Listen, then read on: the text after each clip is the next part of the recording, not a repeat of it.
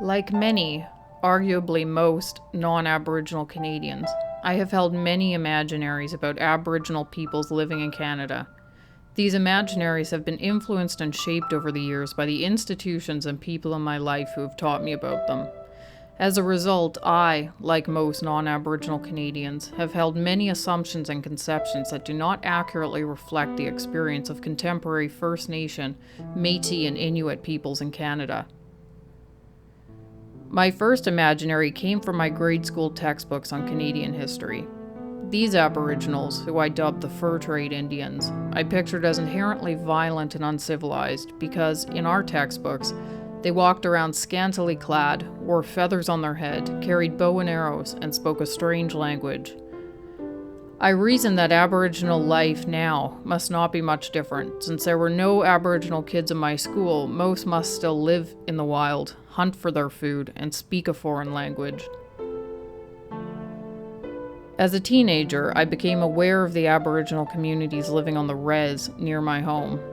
These were the descendants of the Fur Trade Indians, or the people who everybody said didn't have to pay tax at the local shopping center. The adults called them natives, which was the acceptable term at the time.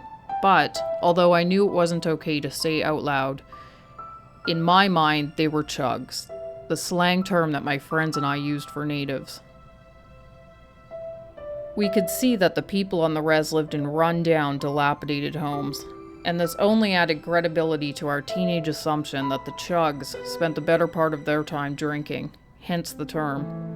In my second imaginary, I came to think of natives as people who did not want to leave their reserves, who quite lazily neglected their homes, and who left their community only to stock up on liquor and necessities. Many years later, at university, I was introduced to the term Aboriginal peoples. I received a history lesson on the First Nations, Métis, and Inuit in Canada that completely rewrote my imaginary of the Fur Trade Indian and the Chug. After learning about the struggle to obtain rights, title, and self-determination, I began to see Aboriginal Canadians as passionate guardians of our natural environment and totally committed to social justice. With this new knowledge, I felt I no longer held an imaginary of Aboriginal Canadians, but, rather, I had begun to see them for who they truly are. But this was actually my third imaginary.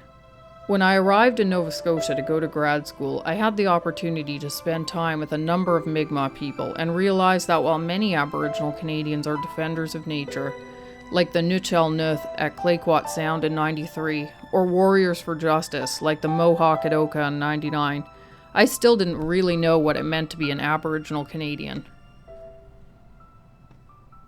The Mi'kmaq taught me that to genuinely understand the experience of First Nations, Métis, and Inuit peoples, we must listen to each other. And when I listened, I learned that to be an Aboriginal Canadian in the 21st century is to be countless things. It is to be an environmentalist, a community builder, and an eel fisher.